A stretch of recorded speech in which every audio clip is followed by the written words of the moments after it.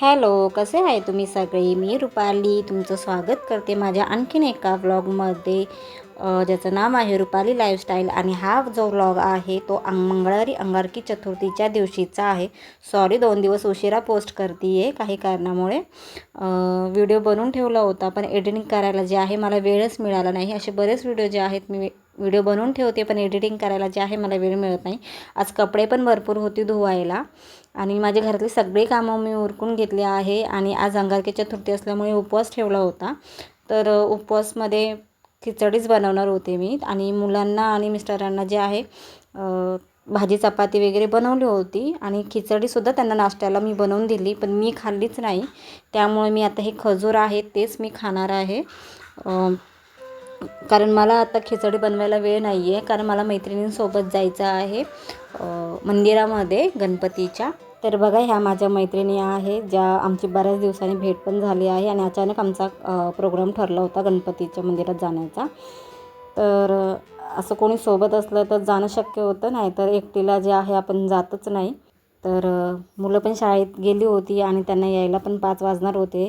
तोपर्यंत आम्ही 1-2 तास 1-1.5 तासामध्ये देवदर्शन करून घरी रिटर्न येणार होतो. तर चला, आणि स्टँडपासून जे आहे 2 किलोमीटर हे आहे हे मंदिर. 2 किलोमीटर चालल्यानंतर हे मंदिर आलेलं आहे. दुंडी विनायक असं ह्या मंदिराला म्हणून ओळखलं जातं. आणि बघा, तुम्ही बघू शकता किती गर्दी आहे, म्हणजे गाड्याचं वगैरे लाईन लावलेली आहे, गाड्या वगैरे आहेत. बरेच लोक कुठून म्हणजे असे लांबून लांबून जे आहे गणपतीचे दर्शन घ्यायला येतात. या गणपतीला नवसही करतात बरेच जण आणि तो पावतोही लोक त्या आवडीने तो फेडतात सुद्धा. आणि बघा, जास्वंदीचं फूल जे आहे आणि दुर्वा हा माझी मैत्रीण घेऊन आली होती देवासाठी वगैरे. हे बघा, गणपतीचं आतमध्ये जे मंदिर आहे ते असं आहे.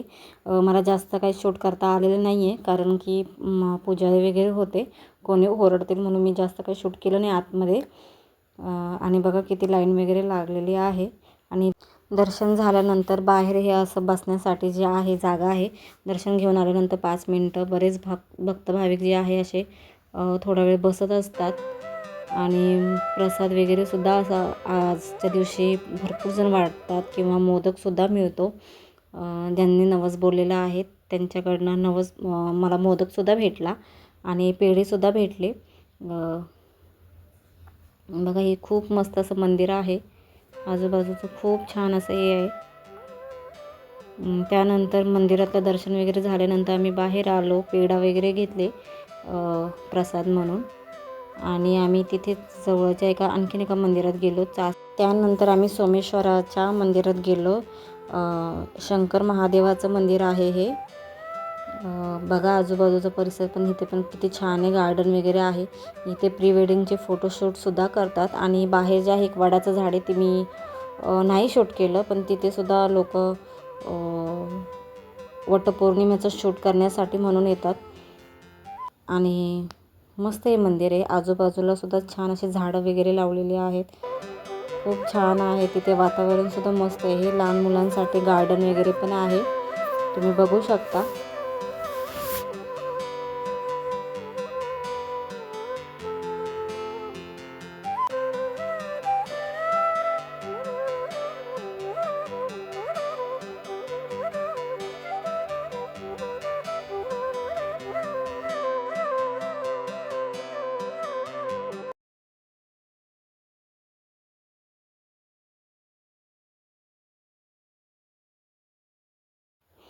आणि आता तुम्हीच सांगा, हे झाड कोणतं आहे? आम्ही तर दोघीजण म्हणतो देठाचं आहे, पण एक मैत्रीण आहे ती म्हणते हे देठाचं नाही, हे फुलाचं आहे, शोचं आहे. पण मला तरी असं वाटतं हे देठाचंच झाड आहे. तर तुम्हीच कमेंट करून सांगा की कशाचं झाड आहे ते लालवालं, जे आपण देठ करतो पित्रपाटामध्ये, त्या देठाचं असं तरी आम्हाला वाटत आहे. आणि बघा, आम्ही आता एंट्री करत आहे आतमध्ये.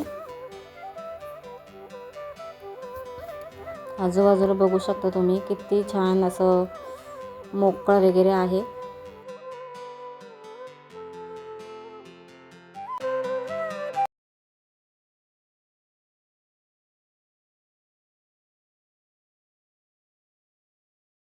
हे पहा किती सुंदर असं आहे आणि खूप छान आहे. लॉक आहे आणि आता ते, तर आम्ही असंच जवळून देवाचं दर्शन वगैरे घेतलं.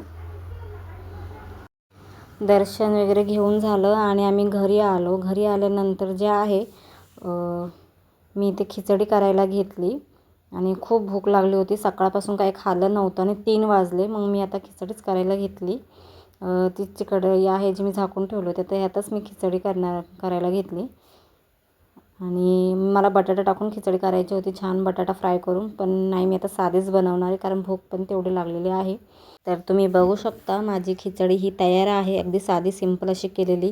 आणि खिचडी खाल्ल्यानंतर मी थोडा वेळ काहीच काम नाही केलं आणि मुलांना शाळेतून वगैरे घेऊन आले. शाळेतून घेऊन आल्यानंतर चहा पाणी वगैरे झाला, ते वगैरे काही शूट नाही केलं. मग मुलं अभ्यासाला बसली बघा. आणि त्यानंतर मग मला स्वयंपाक करायचा होता, तर मी स्वयंपाकाला लागले. इथे तुम्ही बघू शकता बेडशीट्स कवर वगैरे पण टाकलेले आहे, चादर वगैरे आहे ते टाकून घेतले आहेत मी दुपारी.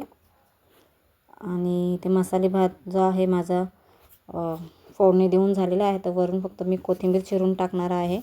आणि दुपारची भेंडीची भाजी शिल्लक आहे, त्यामुळे चपात्या 2-3 करणार आहे. आणि फार काही भूक नव्हती, त्यामुळे मग मसाले भात आणि एकदम साधंसं जेवण बनवलं आहे. आणि गोड शिरा आहे नैवेद्यासाठी म्हणून मी बनवणार आहे इथे. आणि मी आत्ता गोड शिरा करायला घेणार आहे म्हणून कढई ठेवली आहे आणि त्याच्यात तेल टाकून जे आहे रवा जे आहे मी परतून घेणार आहे. हे बघा डब्यातच मी चाळून ठेवलं होतं छान आणि फ्रीजमध्ये ठेवलं होतं, कारण मागेच मी आता 2 दिवसापूर्वी मला शिरा बनवायचा होता, तेव्हा मी चाळून वगैरे ठेवलं होतं.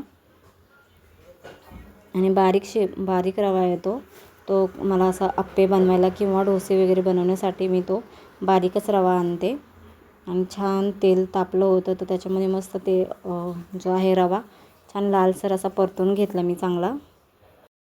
रवा जे आहे छान लाल झाल्यानंतर मी एका प्लेटमध्ये काढून घेतला आणि दूध आणि थोडं पाणी टाकून आता त्याला उकळी येऊन देणार आहे.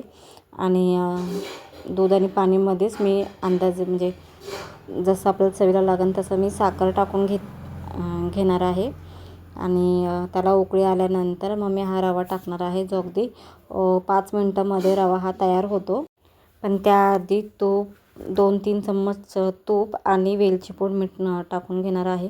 तूप मी जास्त नाही टाकणार, कारण की मिस्टरांना आणि मुलीला जे आहे तुपातलं वगैरे नाही आवडत, म्हणूनच मी रवासुद्धा जो तेलामध्येच परतून घेतला, तुपात नाही बनवला. पण थोडीशी टेस्ट येण्यासाठी मी तूप ॲड केलेला आहे 1 चम्मच.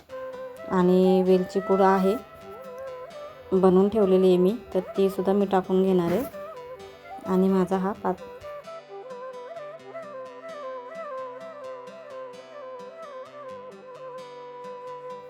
आणि इथे माझा आता रवा तयार झाला आहे, म्हणून मी आता वरून वेलची पूड जी आहे ती टाकली आहे.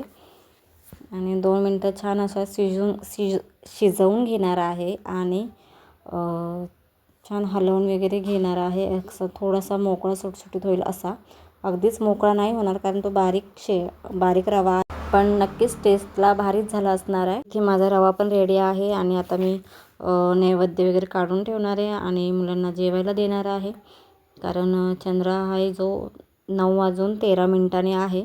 त्यानंतर मी जेवणार आहे. मुलांना भूक लागली असेल, त्यामुळे आमचा टायमिंग जो आहे 8, 8:15चा टायमिंग असतो, 8:30पर्यंत. त्यामुळे मुलांना आधी जेवायला देणार आहे. आणि मिस्टरांना जे आहे उशिराच येतात ते, त्यामुळे ते उशिरा आल्यानंतर जेवण करतात. आणि इथे बघा मी आता देवाला नैवेद्य वगैरे ठेवणार आहे. आणि माझा व्हिडिओ तुम्हाला आवडला असेल तर प्लीज चॅनल लाईक करा, शेअर करा आणि सबस्क्राईब करा. चलो बाय.